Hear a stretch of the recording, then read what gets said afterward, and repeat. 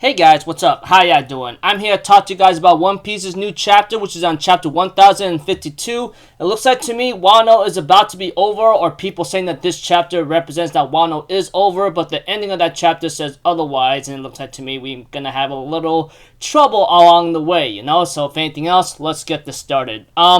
We have to it that the Gorosei gets news that Kaido and Big Mom have fallen and that they cannot hide this news from the world any longer. And that they realize and been told that Wano is still closing their borders and they can't make an invasion, you know? We had to it CP0 gets a call right now and someone's telling him, hey, it's okay, I'm on the way or something, you know? That kind of thing. And we get to see the next scene along with Hawkins, you know, that guy with the freaking like voodoo doll devil fruit powers whatsoever, and to talking to Drake about his situation, how he joined up with Kaido and so forth, and that like he only had 1% of like survival. Like he talked to X Drake about like chances of survival is for a certain man and it's only for Hawkins himself. So pretty much Hawkins himself, we don't really know if he's really dead yet. Oda loves to do a lot of stupid stuff like this, like not giving very good confirmation of what really happened to a certain like person, you know, until he clarifies it 100%. Like for example, like what happened to Big Mom and Kaido? Did they really get blown off or obliterated, you know? Did they fly off from the sky? We don't really know. We have to it that 7 days passed after the war was over. The children of Wano end up getting news about like about Kozuki, Oden, Komurasaki, and then so forth, and the kids are actually happy, you know? And everybody seems to be doing fine. It looks like to me they're starting to get some food and they're getting very good, you know? But we go to the place called Ringo of the Internal Graves, you know? We have to it that Kawamatsu and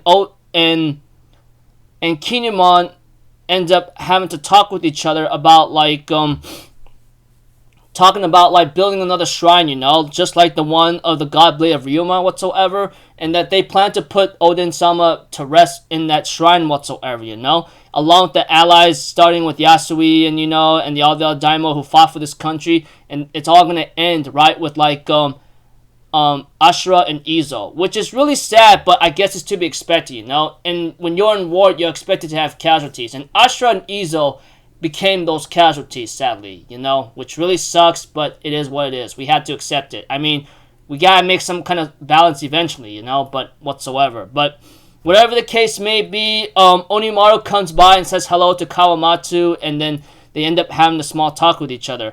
Kinemon asks with Marco, is it okay to leave Izo in this place, you know? And Marco accepts because this is where like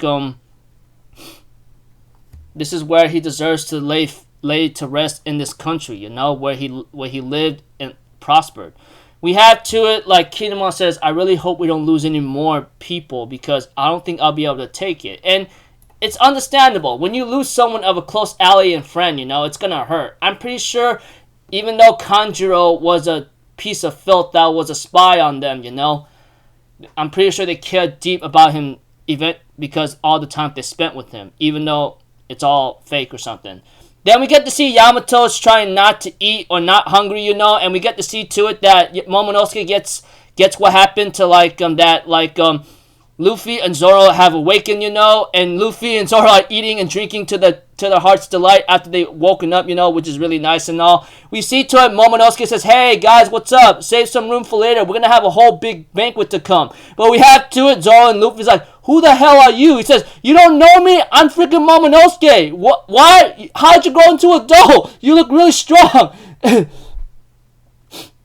And we have to it that like we don't really know who says what, but they really want to have a crack at Momonosuke. Momonosuke asks Nami for help and tries to grab her, but freaking Nami like punched him in the face and says, get the hell off of me, you know, that kind of thing. And like I'm still only 8. She says, yeah, it's true, but he's really tougher, as Zoro and Luffy mentioned. Freaking Sanji and Brook, ha ha ha, welcome to adulthood, no special privileges for you. I love that scene so much because you know how Brook and Sanji were always jealous of Momonosuke being perverted with Nami and all that, but whatsoever. And we had to Yamato's like, he's still a kid inside, but he's actually Oden on the outside now, and he's actually very strong. That punch from Nami did not really do anything to him, which is really hilarious. He says it doesn't even hurt. So hopefully Momonosuke will live up to Oden's legacy. We don't really know because we'll have to find out, And eventually, that Yamato was on a vigil, It's something of a custom that they had to give something up so their prayers are answered by the gods, Which Yamato swore that she will not eat, she will not take a bath until that Luffy and Zoro awakened, And that's why Luffy's like, hey, that's why I'm really feeling great. Thank you so much, brother, and so forth. And even Zoro's like, I wonder why I'm not even dirty myself, And freaking Hiyori's like, yeah, that's because I cleaned you, from top to bottom and so forth. Does that please you? And freaking Sanji gets a little jealous here and there, and this is the funniest scene. Zoro's like, hey, I'm retired from hell to fulfill my promise to kill you. Get ready to die. He says, hell no, I don't need your help anymore with that. I'm thinking about oh my gosh, that is just so funny and hilarious. Oda loves to do these kinds of things all the time, that kind of thing. And we have to it that, Kiku seems to be fine, We go to the baths, freaking Yamato's joined up with them. I'm like, oh my gosh, she's really joining up with the men. That's really awesome and so forth, but yeah, pretty funny. Brook is happy, freaking Sanji's nose bleeding, and Momonosuke's like, what the hell are you doing here? And and we get to see the women's bath, how Nami's breasts are being touched by Otama,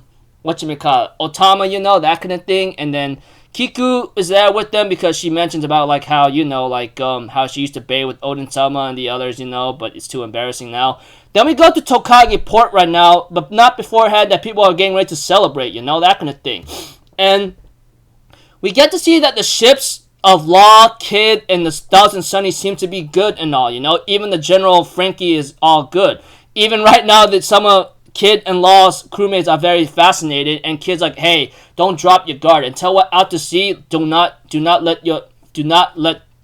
freaking lose yourself, okay? Because one, the news just got spread out there, and we're gonna have targets on our backs. And it's true, because Kid, Law, and Luffy, along with the other pirates that's with them, they literally took down 2 Yonko right now, which could be anticlimactic, that people can say whatever they want, understandable here and there, but it is what it is, that kind of thing, and so forth. And I don't know. Right now, yeah, they will have big targets on their backs because they just defeated 2 Yonko, and the world government is going to spread the news.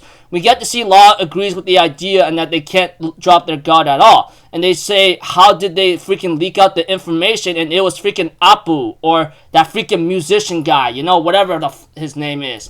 And he even mentions, hey, you guys should check the news out, Want to take a peek? Your updated bounties and the names of those who are dubbed the new emperors of the sea. We get to see someone flying in the sky saying, hey, we had to it that someone's actually talking to him, and that's Akainu or Sakazuki. He says, hey, where the hell are you? And he says, I told you, I'm in the sky. Oh, I see Wano up ahead, He says, hey, don't do anything stupid. You understand that, Ryukugu? He says, yeah, I know, And it looks like to me Ryukugu's flying with the freaking flower or dandelion flower on his back right now. And that is bad news, because if you guys, how long has it been since we know about Admiral Ryukyugu, The only hint we know about his strength is that his strength is a beast of power, and his name is Green Bull, And he has not eaten for 2 years. Let's think about that. And now it's finally confirmed, 100% finally confirmed, that he has a devil fruit power, or a power whatsoever, that he's absorbing sunlight and absorbing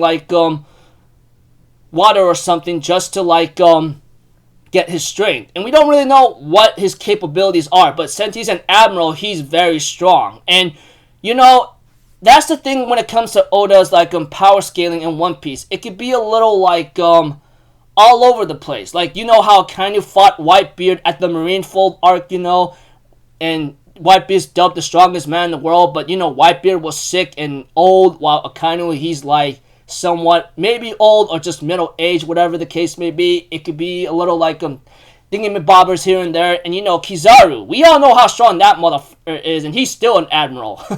As for Fujitora, we all know how strong he is. He showcased that kind of strength, you know. And as for Ryokogu, seeing him with the flower on his back, and he's flying in the air saying, hey, I'm in the sky right now, and I'm pretty sure he's absorbing a lot of sunlight and water very beforehand when he's starting to fly, you know.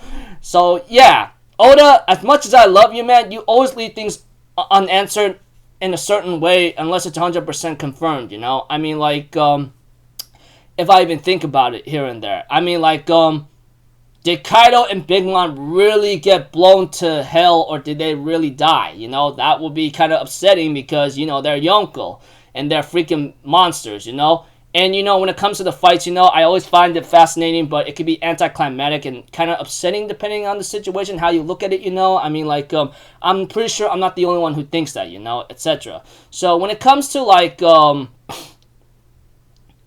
Kaido and Big Mom's fight, you know, I wish it could have been a little bit better, you know. I mean, like, it's understandable that, like, that it could have gone both ways. But with Oda, you know, he decided to have Big Mom and Kaido team up because, you know, we already went to Big Mom's territory. There's no way we're going to go through that territory of Big Mom again, you know, that kind of thing.